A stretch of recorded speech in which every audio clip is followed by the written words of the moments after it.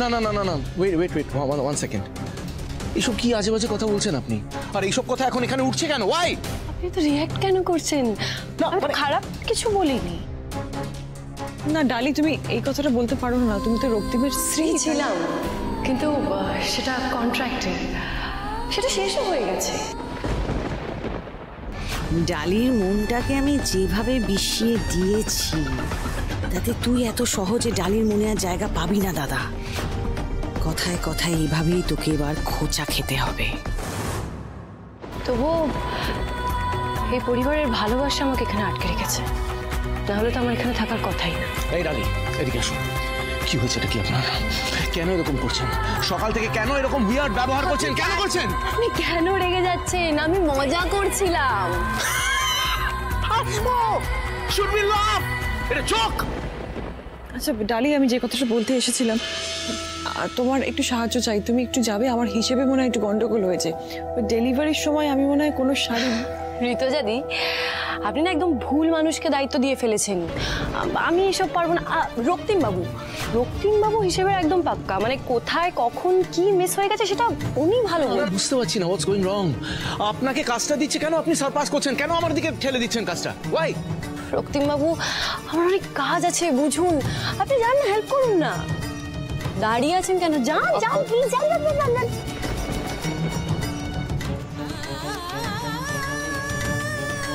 চলুন।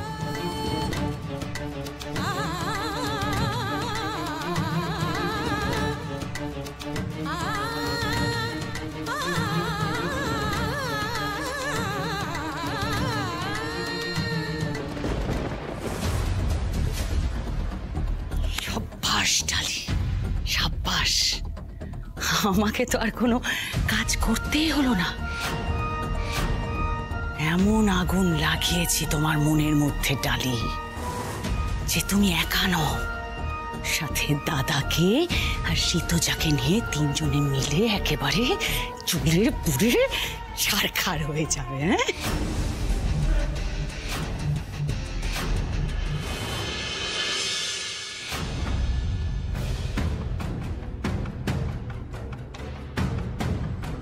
আজই ঋতুজা ম্যামের সাথে দেখা করতেই হবে। বিষ মন্ত্রটা না দিলে এই রক্তিম দেব বর্মন আর ডালিকে কোনোভাবেই আলাদা করা যাবে না। কিন্তু কিভাবে? তো বেরোলি না বাড়ি থেকে।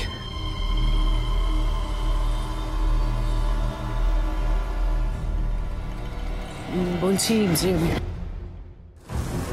মালবিকা ম্যাম এই উকিলের সাথে ব্যাপারটা দেখতে হয়।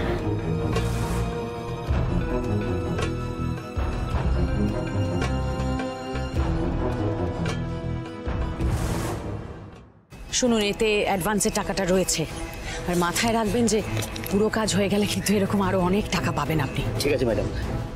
এতগুলো টাকা তোর বাড়ির বাইরে এসে দিচ্ছে? আমার কেন জানি না মন বলছে মালবিকা ম্যাম কিছু একটা ঘোট পাকাচ্ছে। তো সেটা কি? ঠিক আছে ম্যাডাম, কাজটা কত দূর এগুলো তা আপনাকে আমি জানিয়ে দেবো। আসছি। হ্যাঁ ম্যাম কেমন আছেন ম্যাম? বাহ, ইউ আর লুকিং বিউটিফুল। আপনাকে সেই আগের মালবিকা দেববর্মনের অবতারে দেখে আপনাকে বেশ বেশ ভালো লাগছে। আগের অবতার এটা নয় সৌরভ, এইবার মালবিকা দেববর্মন আগের থেকে অনেক বেশি ভয়ঙ্কর। যে ডালি ভেবেছিল যে আমাকে হারিয়ে বাজিমাত করবে, সেই ডালিকে এবার আমি এমন জালে ফাঁসিয়েছি যে এই খেলায় তো ম্যাডাম ডালিকে আমার সামনে হারতেই হবে।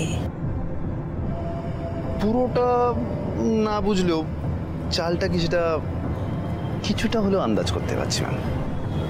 মানে মানে এই ঋতুজা ম্যামকে দেববর্মন বাড়িতে এই শর্মাই পাঠিয়েছে।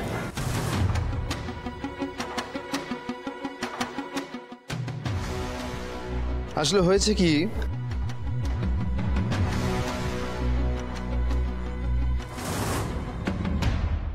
রক্তিম দেব বর্মন। ও রক্তিম বাবু, আরে উনি তো বিরাট ব্যবসায়ী। আপনি ওনাকে চেনেন? এক্সকিউজ মি, তাহলে নিশ্চয়ই আপনার কাছে ওর সঙ্গে যোগাযোগ করার মতন ফোন নাম্বার বা ঠিকানা নিশ্চয়ই আছে। একদম আছে, অফকোর্স আছে। মুখস্থ নেই, আমি দেখে বলছি, এক সেকেন্ড।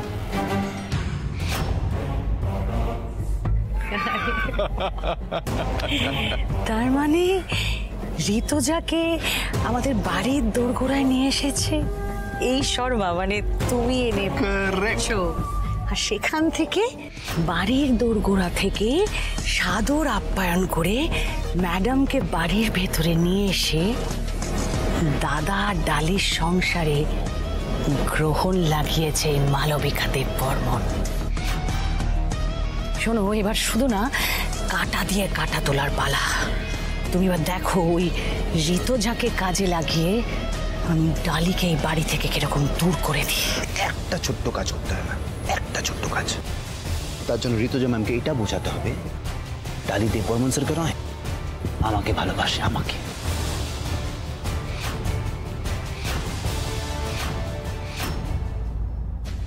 ম্যাম, সুন্দর বীজ অলরেডি আমি পুঁতে দিয়েছি।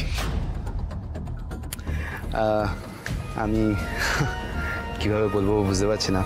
আমি জানি ওই মন্দিরে যখন আপনাকে দেখেছিলাম, ওই পুরনো যত রাগ আছে না ম্যাম, পুরনো রাগ সব হুড়মুড়িয়ে বলে ফেলেছিলাম, খামোকা অপমান করেছিলাম। ছি ছি ছি ছি ছি ছি। আমি খুব লজ্জিত ম্যাম। বলছি কি ম্যাম, এইসব ভুলে যান, ঠিক আছে? আপনি তো জানেন শত্রু কি হয়, সেটা তো আপনাকে আলাদা করে বোঝানোর কোনো দরকার নেই। তাই বলছি কি, আমরা যদি এই কাজটা একসাথে মিলে করি তাহলে কিন্তু দুজনের টার্গেটই পূরণ হবে। তাই বলছি কি ম্যাম, যত রাগ দুঃখ ক্ষোভ আমার প্রতি যা যা আছে না, যা আছে সব মুছে ফেলুন প্লিজ। হাত মেলান প্লিজ ম্যাম, হাত মেলান।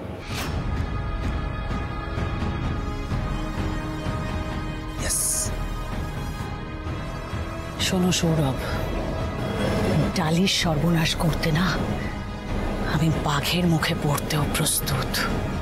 I don't mind. সেখানে তোমার সাথে হাত মেলানোটা তো একটা সামান্য ঘটনা, সিলি ইভেন্ট। ডালির ক্ষতি করতে আমি সব কিছু করতে রাজি। এবার শুধু তুমি দেখো ঋতুজাকে ব্যবহার করে আমি পার্মানেন্টলি ডালিকে এই বাড়ি থেকে এবং দাদার জীবন থেকে কি করে ছুঁড়ে ফেলে দিই। Just watch.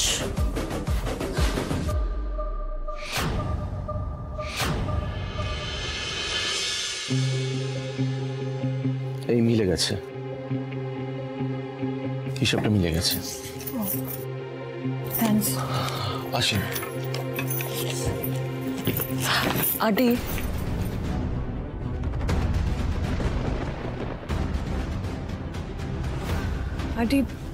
আজকে ডালি এরকম একটা প্রশ্ন করলো কেন বলো তো? জানতে চাইলো যে তুমি প্রেমে পড়েছিলে কিনা। কোনোভাবে ডালি আমাদের সন্দেহ করছে না তো?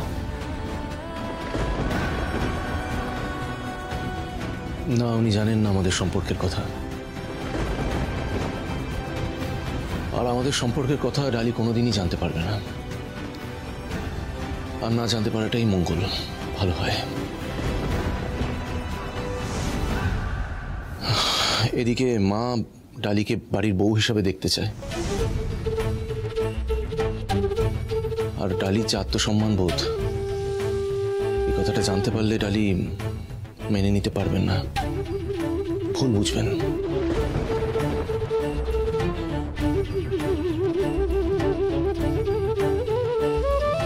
তার মানে আমি ঠিকই ভেবেছিলাম রক্তিমবাবু শুধুমাত্র মায়ের কথা শুনে এই পরিবারের সবার কথা ভেবে আমার সাথে সম্পর্কে জড়াতে রাজি হয়েছেন।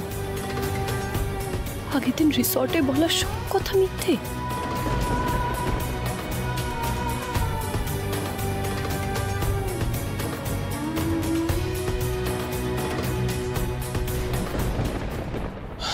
যাই হোক, এসব কথা এখানে না বলাই ভালো, দেওয়ালেরও কান থাকে, কেউ শুনে ফেললে আবার একটা অশান্তির সৃষ্টি হবে।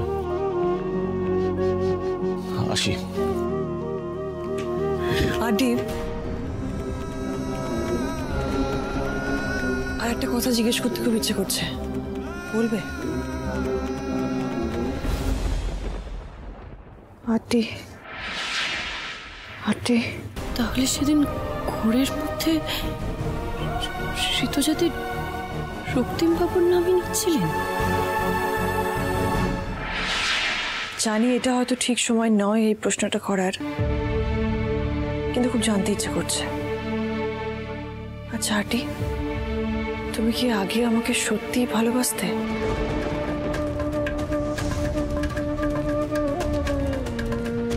ভালোবাসা কি আমি আগে বুঝিনি, তুমি আসার পর বুঝেছি জীবনে। তুমি আমার প্রথম ভালোবাসা ছিলে।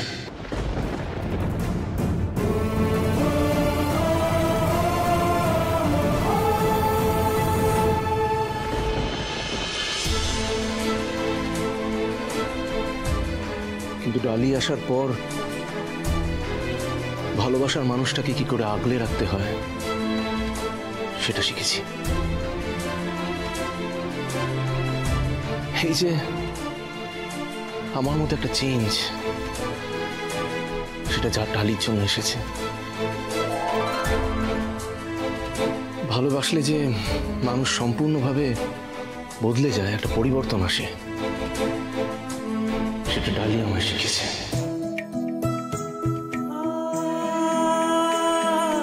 ঋতুজা, আমি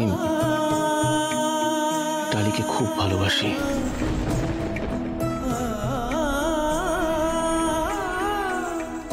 তুমি চলে যাওয়ার পর যে আবার নতুন করে কাউকে ভালোবাসতে পারবো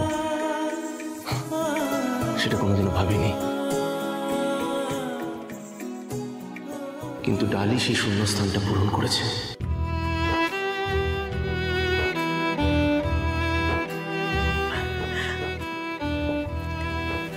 আমিও তাই চাই রক্তিম, আমি চাই তোমরা সারা জীবন একসঙ্গে খুব ভালো থাকো, আমিও তাই চাই। Thank you.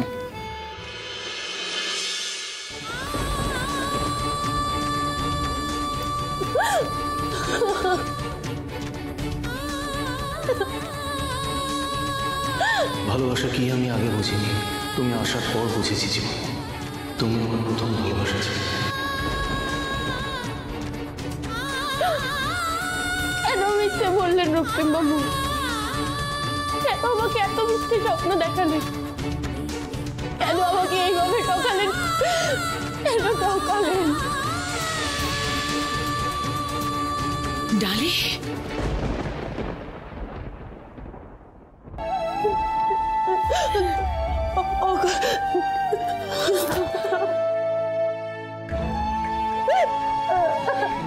এইভাবে কেন কান্নাকাটি করছো তুমি ডালি? কি লাভ? শক্ত হওয়া বলছি, নিজেকে সামলাও ডালি। পারছি না, আমি পারছি না, আমি না কিছুতেই পারছি না। আমি কি করে নিজেকে শক্ত করব? আমি না সহ্য করতে পারছি না। রক্তিম বাবু ঋতুজাতিকে ভালোবাসেন এই কথাটা আমি কিছুতেই মানতে পারছি না দিদিভাই, আমি কিছুতেই পারছি না। এটা তুমি কি বলছো বলো তো ডালি? আমি না বুঝতে পারছি না। দেখো, দাদা তোমাকে কিন্তু পছন্দ করে বলে এই বিয়েতে রাজি হয়েছে।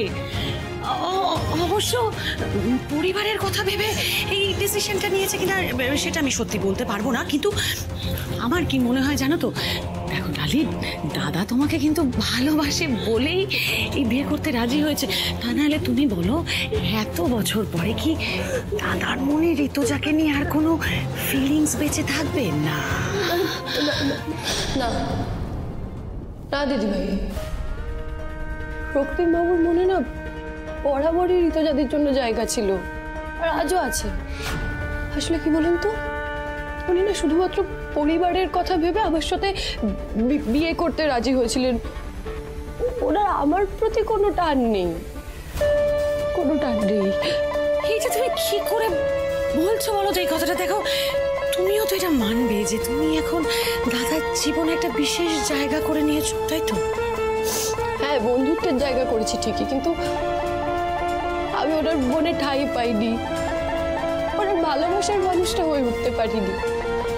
দিদিভাই, আমি না ওনার জীবনে বোঝা হয়ে থাকতে চাই না। আরে বাবা, তুমি বোঝ হয়ে থাকছো না ডালি, তুমি বোঝ হয়ে থাকতে পারো না। তুমি বোঝো, দেখো এটা কিন্তু তোমাকে মানতেই হবে যে জীবনে প্রথম প্রেমটা না অত সহজে ভোলা যায় না। আর তার মধ্যে এটাও বুঝতে হবে তোমাকে যে দাদা আর ঋতুজার সম্পর্কটা না অনেক দিনের, সেই কলেজ লাইফ থেকে। অত সহজে ওটা ভুলে যাওয়া অসম্ভব। মানে ঋতুজার একটা ছাপ দাদার মনে না সারা জীবন থেকেই যাবে, কিন্তু তাতে কি? সেই জন্যই তো আমি রক্তিম বাবু আর ঋতুজাদির মাঝে জোর করে ঢুকতে চাই না।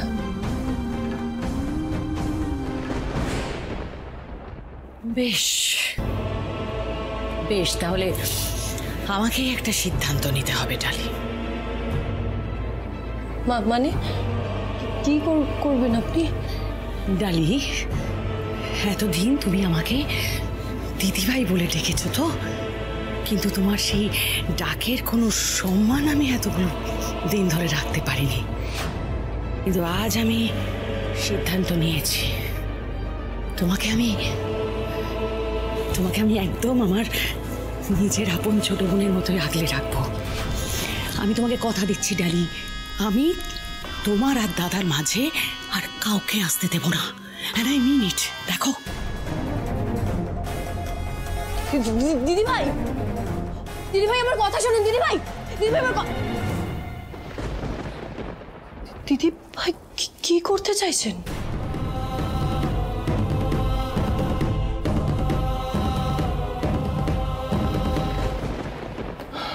ঠিক আছে, আসি।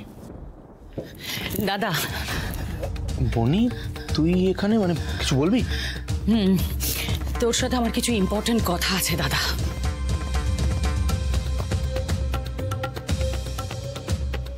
হ্যাঁ, বল না।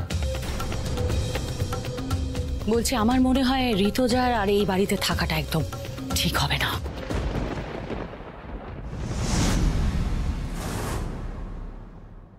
কিন্তু কেন? কি হয়েছে? কি এনি প্রবলেম? দিদিভাই হঠাৎ এই কথা বলছেন কেন রক্তিম বাবুকে?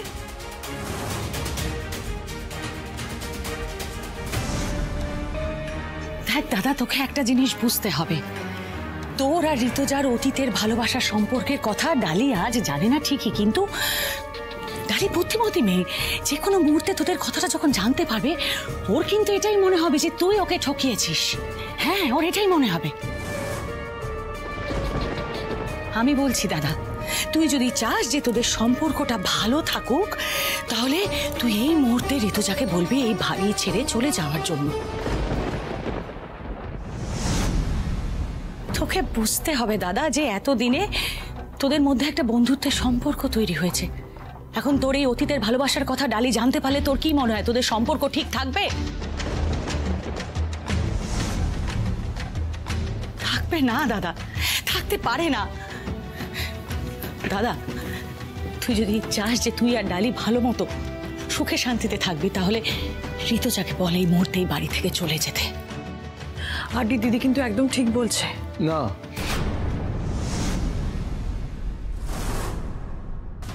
না, ঋতুজা এই বাড়ি ছেড়ে কোথাও যাবে না, কোথাও না।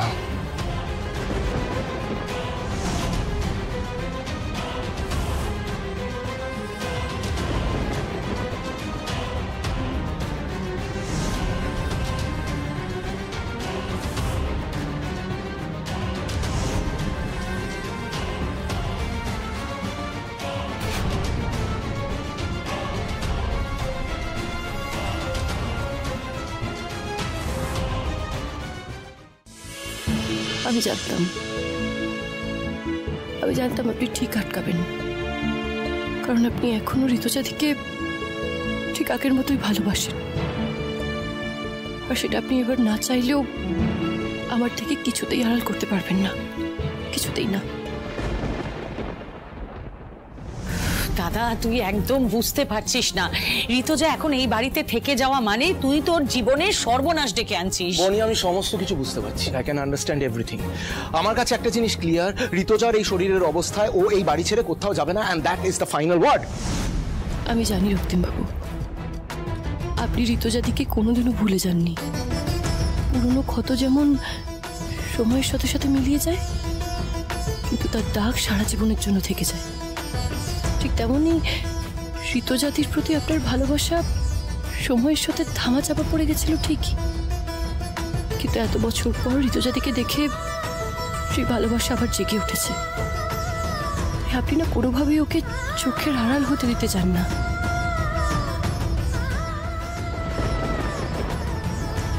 আর এই জন্যই সেদিন রিসর্টে যখন ঋতুজাদি ফিরে যেতে চাইছিল, আপনি আমার উপর খুব রাগ করেছিলেন। এখন এই সব কিছুর কারণ আমার কাছে খুব স্পষ্ট, আর এটাও স্পষ্ট যে আপনি সেদিন আমায় মিথ্যে বলেছিলেন। ঋতুজাদি শুধুমাত্র আপনার বন্ধু নয়, কোনো দিনও ছিল না।